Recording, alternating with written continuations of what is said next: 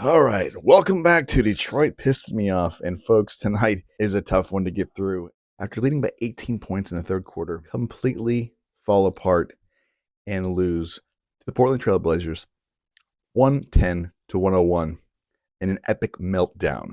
There's no other way to describe it as a meltdown.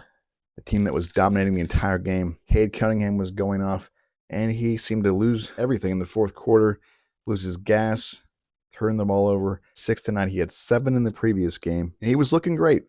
Cade Cunningham, a great looking game, 30 points, missed his last 6 shots, was 5 of 9 from behind the arc for the game, but finished 11 of 27 overall.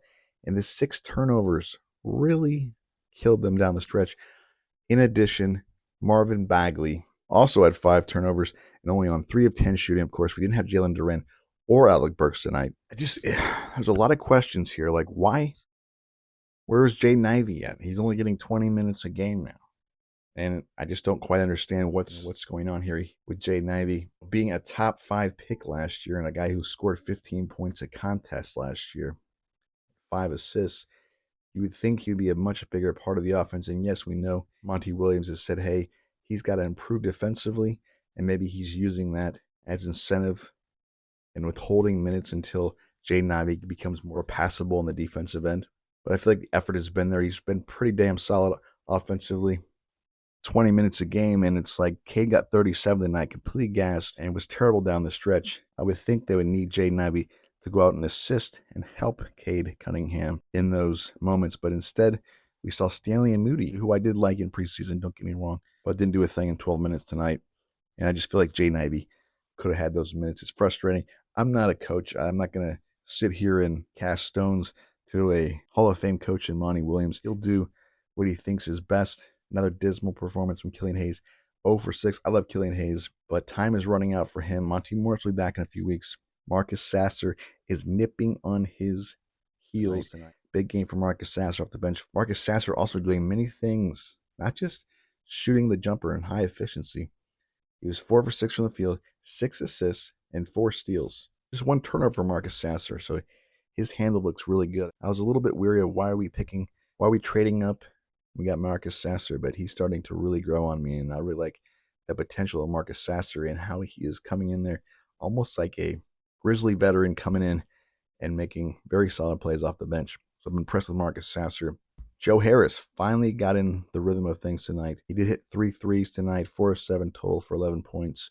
So that was good for Joe Harris to kind of get involved in the offense more. They were running some screens for him, shots, running a few plays for Joe Harris, and he was able to get on a hot streak there in the first half. But everyone down the stretch just could not finish for a lick. And turnovers are absolutely killing this team. Pistons are committing more turnovers than any team in the league right now. A golden opportunity to become 3-2. Now we're 2-3, and we're going into a very difficult, tough schedule ahead of us. Let's take a look at the next several games, shall we? So tonight, in the back-to-back game, we're at New Orleans against the Pelicans. And if Jalen Duren does not come back for this one, we're going to be punished inside by Zion Williamson. Hopefully Brandon Ingram is out because he did not play today. But the Pelicans still are able to defeat the Oklahoma City Thunder. So this is going to be a tough game for them at New Orleans. How will Cade Cunningham's legs be after playing 37 minutes tonight, looking like he was out of gas? And then on Sunday, going against the Suns. The Suns have been without Devin Booker and Bradley Beal, but those players could be back. Even without those players, there's still Kevin Durant and his supporting cast. It doesn't get any easier. Another back-to-back game next night on Monday against the Warriors. Stephen Curry has been absolutely going nuts. So that's going to be a difficult matchup for us as well. Does it get any easier?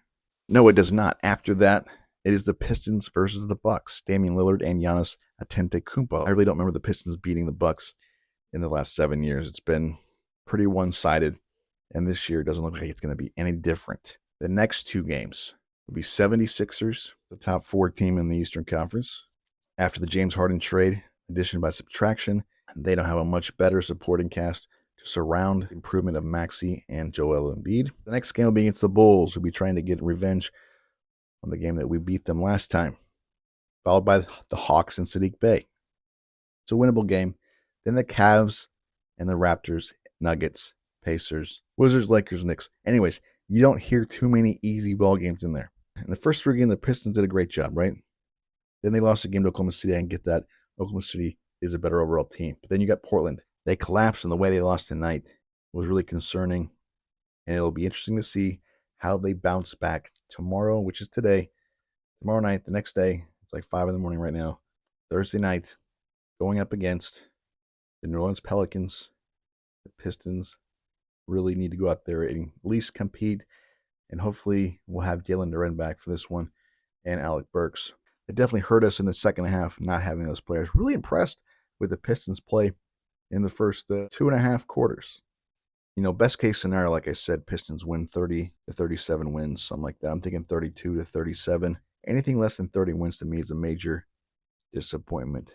We'll see how it goes. Right now, the Pistons are starting to digress a bit, and the injury bug has really affected them.